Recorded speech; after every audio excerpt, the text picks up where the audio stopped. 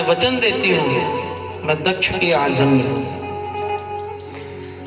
पर जिस दिन दक्ष मेरा अपमान कर देगा उसी दिन मैं अपने शरीर का त्याग कर दूंगा। दक्ष ने भी तपस्या की और पुत्री के रूप में जगत जननी को ही प्राप्त किया, जगदम्बा को। धीरे धीरे सती बड़ी हुई और सती बड़ी भई तो किसके साथ खेलती? कहा भगवान शिव के साथ खेलती, भगवान शिव को नित्य अभिषेक करती।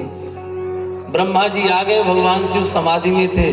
ब्रह्मा जी कहने लगे प्रभु आप ब्याह कर लो, और भगवान शिव समाधि खोले ही नहीं। भगवान नारायण ने कहा चाहते क्या हो ब्रह्मा जी? ब्रह्मा जी ने नारायण भगवान से कहा मैं चाहता हूं कि भगवान शिव का ब्याह होगा।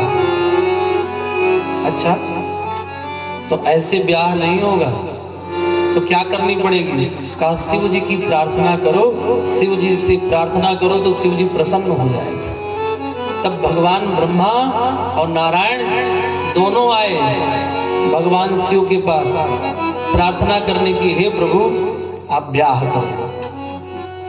भगवान शिव ने कहा आप कहते हो तो हम ब्याह कर भी लेंगे, पर बेटी तो चाहिए ब्याह के लिए, कहाँ रखी हो खोज के? कहा उसकी व्यवस्था आप उसकी चिंता मत करो, व्यवस्था हमने कर ली। दक्ष की बेटी के साथ आप ब्याह करो। तो है कहाँ? कहा तपस्या कर रहे।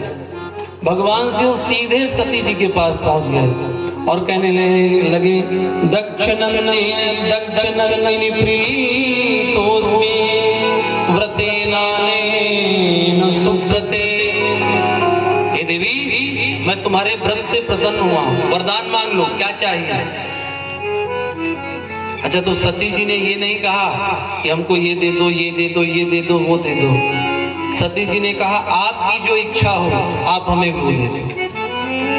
तो भगवान शिव ने कहा सुनो, इस समय हमारे मन में तुम्हें देखकर यही भाव आ रहा है कि भवत्वम मम भारिणी, तो हमारी पत्नी बन जाओ।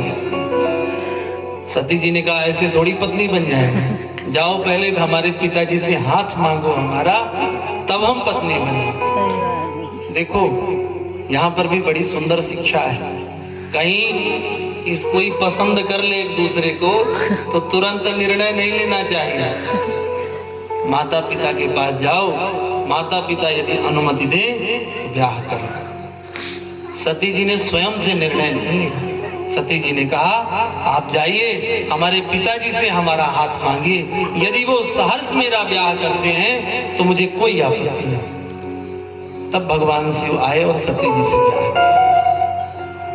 ब्याह के पश्चात सर्वप्रथम भगवान शिव ने कथा सुनने का निर्णय लिया। कथा जीवन का दर्शन है, कैसे जीवन जीना है ये कथा बताती है। हमें निज धर्म पर चलना सिखाती रोज रामायण। निज धर्म क्या है हमारा ये बताती हैं कथाएं। किसके पास कथा सुनने आई? कहा कुंभज ऋषि के पास। कथा सुनकर जा रही थी, उसी समय भगवान श्री राम वनवासी का वेश धारण करके श्री जानकी जी की खोज करते हुए चले जा रहे थे। विलाप कर रहे थे, रो रहे थे, वृक्षों से लिपट लिपट के कह रहे थे हासीतेति प्रचोरं विरहाविष्टमानसं यतस्ततश्च पश्यन्तं रुदनं हि